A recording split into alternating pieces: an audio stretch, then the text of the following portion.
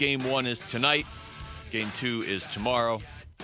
Off day on Wednesday. Game 3, 4, and 5, all at Chase Field Thursday, Friday, Saturday. So this is a different setup now with the 2-3-2 and the no breaks unless it's travel time and the best of 7. It's a whole different animal now.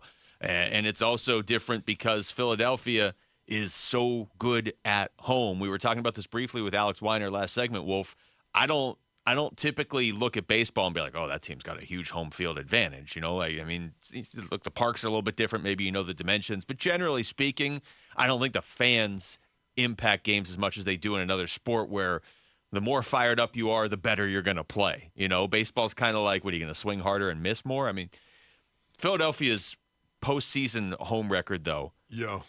702 winning percentage at Citizens Bank Park since it opened in 2007 in the postseason. Check it out, man. They're 26-11. It's the best all time for any team in any park. They have outscored their opponents at home in these playoffs 24-5 in 4 contests. They're 4-0. Yeah. They're 10-2 in their last 12 home playoff games and 9-0 against the National League in those 12.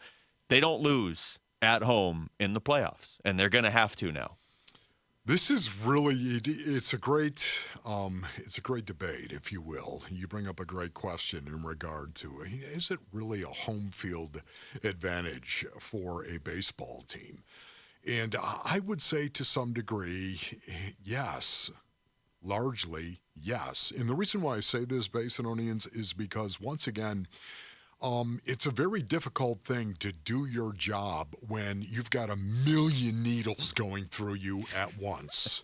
It's very difficult to actually do it. Sounds tough, yes. And honestly, if you know that those roars and cheers and screaming, that's what it is. It's screaming as well. That's for you and what you're doing. You don't feel the needles as much as you feel them when you're on the road. Oh. So if you're up at the plate and you're hitting, and suddenly there's a million needles going through you on a 3-2 count, and here comes the pitch with the bases loaded in the bottom of the 9th, are you going to feel that? I think you might. You might. And you can even be a squared away individual, Luke, and yet you're going to feel that. Well, there's obviously something to it because those numbers for Philadelphia are not that's too much to be a coincidence. This is Bryce Harper on Thursday talking about the home field advantage for his team. Home field advantage is real. It's very real. Coming in here and be able to do this at home is huge. I mean, we got such a great team and such a great win tonight. There's Doug Glanville from Thursday as well talking about what the Diamondbacks have in store for them in Philly. They are so loud, and they do their research. That's what's always impressive about Phillies fans. They know exactly what you said. Spencer Strider, who said he didn't like fans or what, being at the game, they were on them. They had all kind of signs. They will come at you, find your weaknesses, and call you out on it. So the Diamondbacks, like any team, has to be ready for that. And it is a true X factor. Yeah, it really is.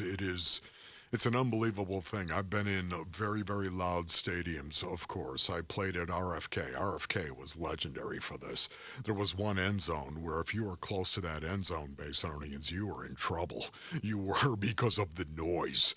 And when you're literally looking at a man's face who is the quarterback in your huddle, and he's 3 feet away from you, and he's screaming, and you can see the vein in his neck as he's screaming the play, and you can't hear it. If you couldn't read his lips, you wouldn't know what he was saying. That is, it's been something I've experienced, and I can tell you right now, that does shake you a little bit. So you've got to get on top of your emotions. There's no doubt about it. You've got to focus, hyper-focus on your job. I don't care if you're playing baseball because, again, that 3-2 count is coming. Well, the other part of this, and I don't know exactly who said it last week, but to me it was the most concerning thing. It was even more concerning than any of the stats. The Phillies believe they're invincible at home. That's a problem.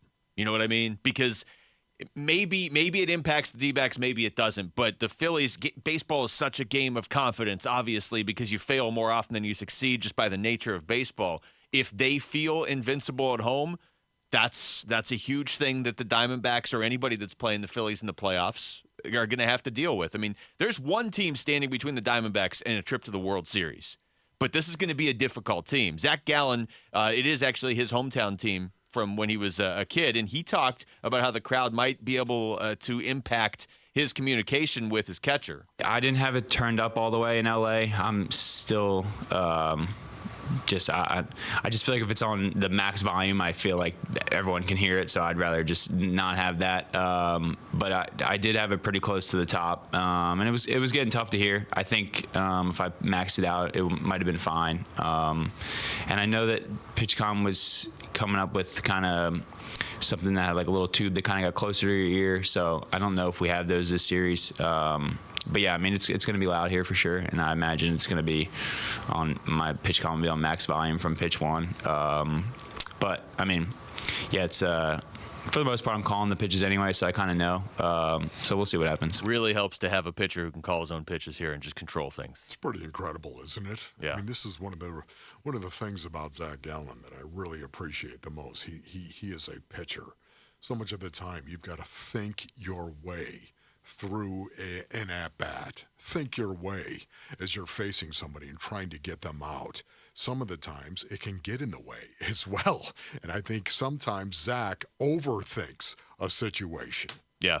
And I think Zach might even agree with that. I think he might, but he's also undefeated in the postseason, and he is going to put that on the line tonight. Maybe he needs just a bigger index card. You know, he always has that card he pulls out. Maybe he just needs like a big poster board that he can just take out to the yeah, man. The best is when he pulls it out and he's like, "What's the handwritten note I've got here?" Okay, and then it's a strikeout. It's like, oh yeah. What's the note say, Zach? Strike him out. Okay. All right, well, that worked.